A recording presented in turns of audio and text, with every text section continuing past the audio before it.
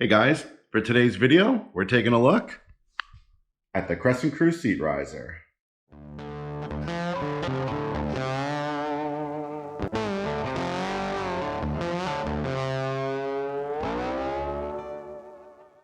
Having a higher viewing angle can be invaluable for sight fishing, and sitting higher in a kayak seat can provide some much needed comfort for a long day on the water. I recently ordered the seat riser for the Crescent Crew, and after having some time to test it out, I wanted to share my impressions. In this video, I'll be going over the installation, showing some comparisons between the height and the standard and raised positions, as well as some on-the-water testing and observations of the seat riser. If you guys find this video helpful, let me know by hitting that like button. If you want to see more videos like this, make sure to subscribe so you don't miss the next upload. The seat riser installation is actually rather simple. In the box, it comes with new straps for the seat tie downs and bungees for the riser itself. For my installation, I'll be installing this into the solo seated position on the crew. With the seat removed, the first step is to remove the current seat straps. These are going to be too short to reach the seat once it's in the raised position. Each strap is held on with a screw and a washer and are easily removed with a screwdriver. With the old straps off, the new straps can be put back on in the same position. There are pre-drilled holes on the strap for easy mounting.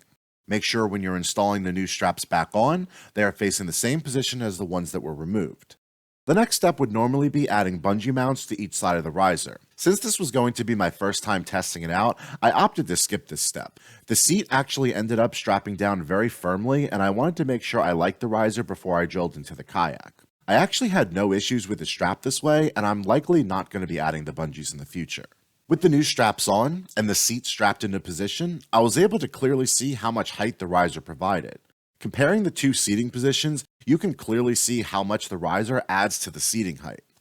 At this point, I was getting a little nervous for how this might impact the stability, but I went into this with an open mind. With the installation complete, it was time to take it out on the water and see how it does. Alright guys, we just got out here to Eastwood Lake, and we're going to try out the seat riser. Well, I just found my first downside to the seat riser. My cooler no longer fits behind my seat. Alright, well here we go. I was able to wedge my cooler in the back. I'll have to come up with something different for that next time, but for now, it should be okay. A little nervous about launching it at this height, but let's see how it goes. Try to get in on this side.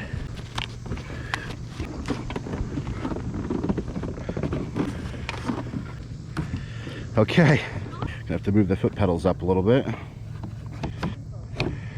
Wow, this is such a different perspective. This is cool. I'm not gonna lie, I kind of like it. I don't feel nearly as tippy as I expected. I'm glad the water's nice and calm to get used to it. It's gonna change my paddle stroke a little bit, but you can really dig in near the sides of the kayak now. Let's see how we can turn it. Oh yeah, I mean, we still got same maneuverability and everything. You know, I can see over time this being a much more comfortable way to fish.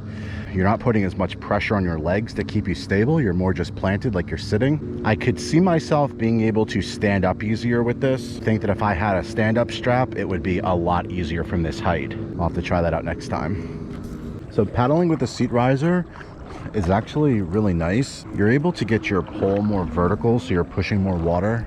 You're also able to get right down the side of the kayak, which gives you a really good power stroke. It does feel a little on the tippy side because you are sitting up higher now.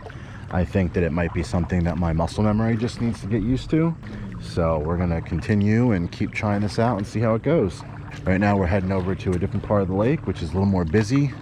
So this is the part I'm kind of most interested in. On a calm lake, you know, most things are going to work fine. A bit more waves here.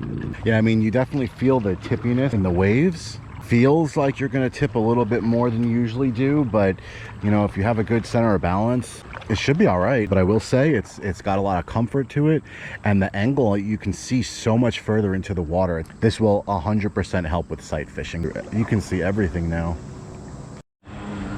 So far so good with the waves. As you can see, we have jet skiers right next to us. It's producing a lot of wake, but we're anchored down. I'm using the seat riser, and honestly, not too bad. A couple more observations.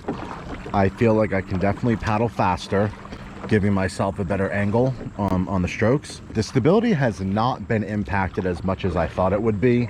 The longer I'm out here, the easier it seems to be. Viewing angle for the water has, oh my god, that has probably been the biggest change. You know, normally when you're sitting lower in a kayak, the angle of the light is coming down and you're kind of looking at it like this. When you're sitting up higher, you're getting a better angle into the water and you're seeing so much more. I can't believe how much 6 inches is changing that. So another paddling observation is that I feel like I can get up to speed a lot faster. It probably has to do with having more efficient strokes. Even from all the way back here, I'm able to see my bait come up and then slowly fall back down. Look at this, barely even. Well guys, we're finishing up for the day. I've had a good 6 to 7 hours with the seat riser. I got nothing but good things to say about it. It really didn't impact the stability like I expected it to, and honestly, it was even easier to paddle. The sight lines for fishing have improved dramatically. I was able to see much further and deeper into the water and see my bait at a higher level, so I mean, that's just awesome. All in all, I think it's going to be a regular fixture on the boat. If you're on the fence about getting one, I don't think you'd regret it if you did. Alright guys, if you guys found this video helpful, let me know by hitting that like button. If you want to see more content like this, don't forget to subscribe so you don't miss the next video. Thanks for watching.